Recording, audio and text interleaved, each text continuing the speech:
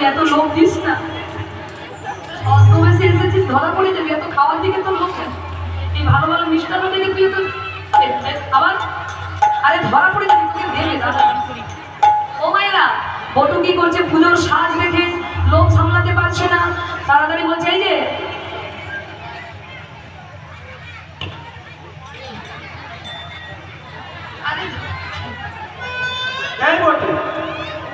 ও মায়েরা, এইবার যেই না ব্রাহ্মণ এসেছে, অমনি বৃদ্ধ ব্রাহ্মণ এসেছে, তো তাই রাধারানী চরণ ধৌত করবে বলে ভর্তিতে করে জল এনেছে।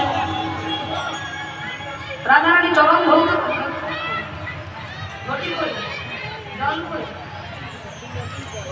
রাধারানী চরণ ধৌত করবে বলে জল আনছে। আর যেই না জল নিয়ে এসেছে, গোবিন্দ চিন্তা করলো সর্বনাশ, এই জল দিয়ে যদি চরণ ধৌত করে তাহলে তো আমার কালো অঙ্গ বেরিয়ে যাবে, আমি তো ধরা পড়ে যাব। আমি যে ব্রাহ্মণ সেজে এসেছি, এত তাড়াতাড়ি ধরা পড়লে তো আনন্দই হবে না। তাই কি করা যায়? অমনি গোবিন্দ বলছে এই যে শোনো, আমি কোনো নারীর হাতে সেবা নেই না। হ্যাঁ, যেই না বলেছে সেবা নেই না, তখন রাধারানী তো খুব চতুর, বলছে ঠিক আছে, তোমাকে সেবা নিতে হবে না, আমি তোমায় স্পর্শ করবো না, আমি দূর থেকে তোমার চরণ ধৌত করবো। এই বলে রাধারানী কি করেছে? পুষ্পে জল নিয়ে ওম ব্রাহ্মণায় নমঃ, ওম ব্রাহ্মণায় নমঃ, ওম ব্রাহ্মণায় নমঃ, যেই না চরণে জল ছিটিয়েছে, অমনি যেখানে যেখানে জলের ছিটে পড়েছে সেখানে সেখানে কি হয়েছে? কালো অঙ্গ বেরিয়ে এসেছে। আর কালো অঙ্গ যেই বেরিয়ে গেল, রাধারানী বুঝতে পেরে গেল গোবিন্দ তুমি। কিন্তু মা কি করবে? সবাই আছে তো কি করবে? বটু আছে সঙ্গে, বটুর কাছে তো আর গোবিন্দের সঙ্গে মনের কথা বলা যাবে না।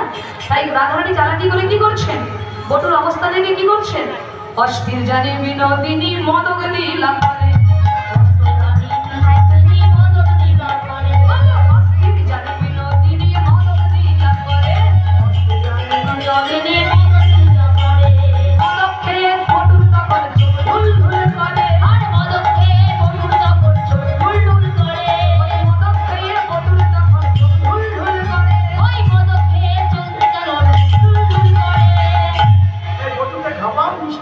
মিষ্টি এনেছো? মদন মদন মিষ্টি কই?